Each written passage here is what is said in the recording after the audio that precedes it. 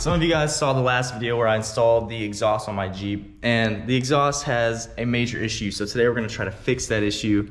First, let me show you what it is. All right, so you're looking under the Jeep right now, and as you can see, there's the slip joint that connects the muffler to the rest of the pipe. So you can see that all that is right here is a clamp. But the problem is this part of the muffler doesn't have any like slots or slats in the pipe that this can clamp down on to tighten down against this one. That really didn't make any sense, but basically no matter how tight you tighten this, it's not going to clamp this pipe down on this because it's just metal. So another problem is that it's not perfectly round. So there's basically the moral of the story, there's major exhaust leaks coming out of here. So to try to fix that, I went ahead and got this formed exhaust clamp, which should go over the big part and the little part, and hopefully will stop the leak. Just to be sure, I also got some gasket maker, and basically we're just gonna try it out and hope it works.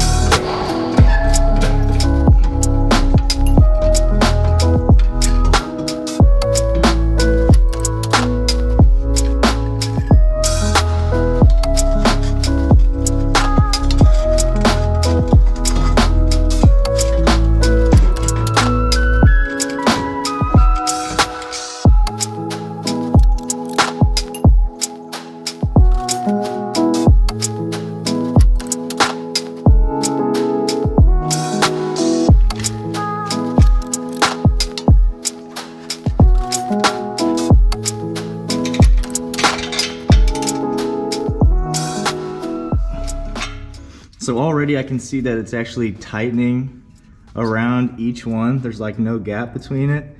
This is what Flowmaster should have done. They should have done this fitted clamp, which fits over the slip, you know, the end, the one that slips into the muffler, and it fits around the muffler piece, because the other way doesn't make any sense. But this fits perfectly, and I think this will actually do the trick. I didn't even add any of the copper gasket maker, but hopefully I don't need it. If I do, I'll just go ahead, take it off, add some, put it back on some other day, but I think this might do the trick. All right, moment of truth. I'm gonna turn the Jeep on, see if it leaks.